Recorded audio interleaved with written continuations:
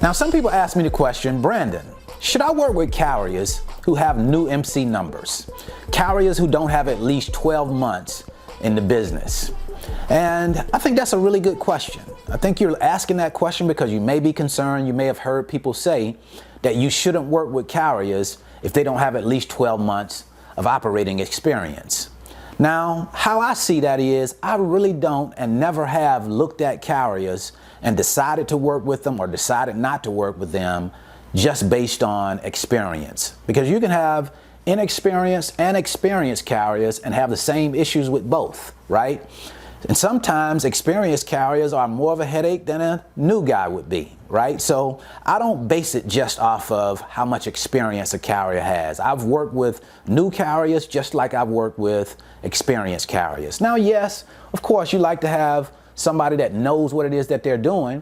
But if a person has invested the money, has started their business, I kind of look at them how I saw myself when I first got started. I'm a new person, I'm in the business, and I'm doing everything that I can to honor my word, to do what I say I'm gonna do.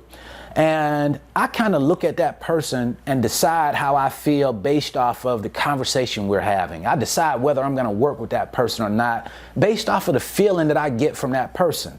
If I feel like this is a good person, this person is solid, this person is professional, I'm going to work with that person, and it doesn't matter to me how much experience they have. I've never had a new carrier call me back and tell me, oh, Brandon, I don't know how to get from point A to point B, or I don't know what I'm supposed to do once I get to the dock.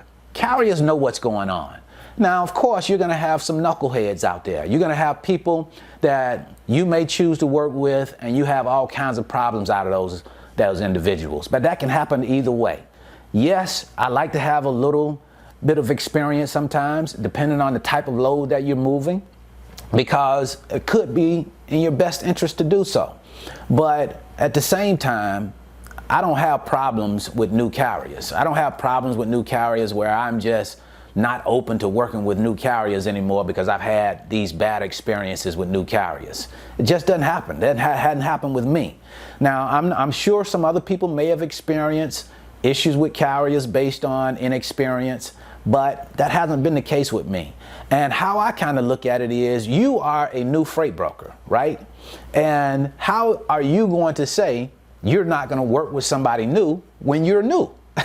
You know, it's kind of like you're shooting yourself in the foot, because if people measure you by that same standard, then you would never get opportunities to move loads. So I'm always looking for people that's about the business, people that are about professionalism, and people that understand that we're in this business to make money. And there are certain things that we have to do. There's a standard that we have to keep to make money, right? And I know that they are just as concerned about their business as I am. When you get that feeling, you get the feeling that a person is just as concerned, he's just out there trying to do what he has to do to make a living and to do it the right way, I would work with him regardless of how much time he has in the business.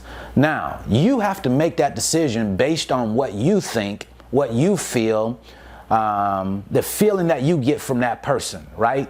Because it could be an inexperienced person and you could be getting certain vibes from that person, and maybe you shouldn't work with them. So make the decision based on what you think. You have to decide what you're comfortable with. But for me, I'm okay working with inexperienced drivers. Now, I don't necessarily go out and say I'm just looking for inexperienced drivers to work with, but if I'm in a lane and I'm trying to get a load moved from point A to point B, driver comes up, I look at his MC number and he's a new driver, I don't say, oh, okay, I'm just going to discard this person and go on to the next. You have to decide that, I think, based on a case-by-case basis. And if you feel comfortable, go with it. If you don't do it. And at the end of the day, I think it's important to remember this. Whether you're working with a new driver or an experienced driver, once that driver picks that load up, once he gets that load on his back, it's his responsibility. He has to make sure that that load gets from point A to point B. Yeah, it could cause me some problems if he doesn't get it there, but it's going to cause him some bigger problems. So I'm okay if the driver is inexperienced. Experience has to start somewhere, and I'm okay if it starts with me.